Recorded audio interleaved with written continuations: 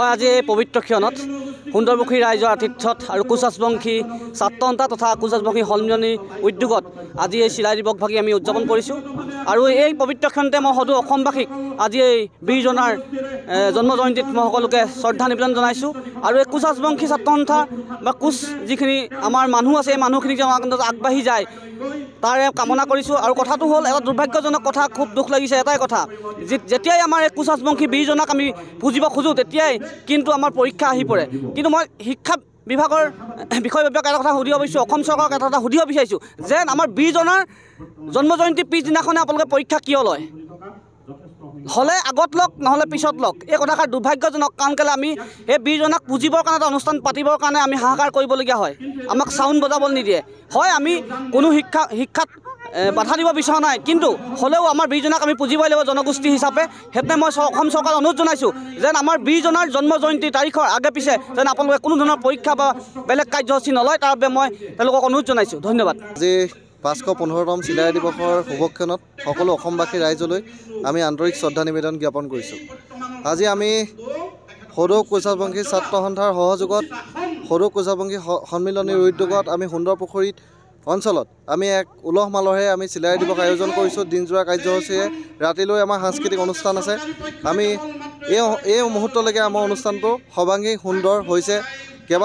বহুতো জাতীয় জনগোষ্ঠীয় নেতৃবৃন্দ আহিছে আমাৰ অনুষ্ঠানটি এই মুহূৰ্তলৈকে বহুত সৰ্বাংগী সুন্দৰ হৈ পিনি অনুষ্ঠানটো এক জাকত জিলিকা হৈ পৰিছে আজি আপোনালোকে জানে কোচ ৰাজবংশী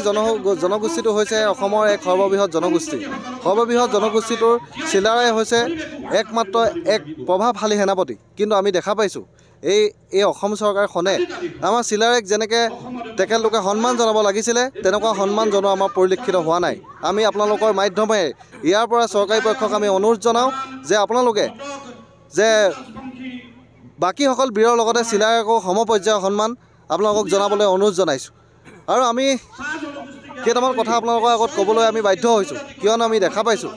অবিভক্ত গোৱালপাৰা জিলাত কেইজনমান নেতৃবৃন্দই যে জনজাতিকৰণ অকল অবিভক্ত গোৱালপাৰা জিলাত হ'ব লাগিব বুলি তেখেতলোকে কৈছে কিন্তু আমি ইয়াৰ পৰা আমি এটাই চৰকাৰক অনুৰোধ জনাইছোঁ এক জাতি এক অধিকাৰ যদি জনজাতিকৰণটো দিয়ে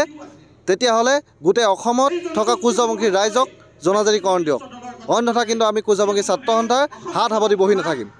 ইয়াকে আমি অসম চৰকাৰৰ ওচৰত দাবী জনাইছোঁ যিকোনো খবৰৰ বাবে যোগাযোগ কৰক 7099017330 লগতে 7099017110 নম্বৰত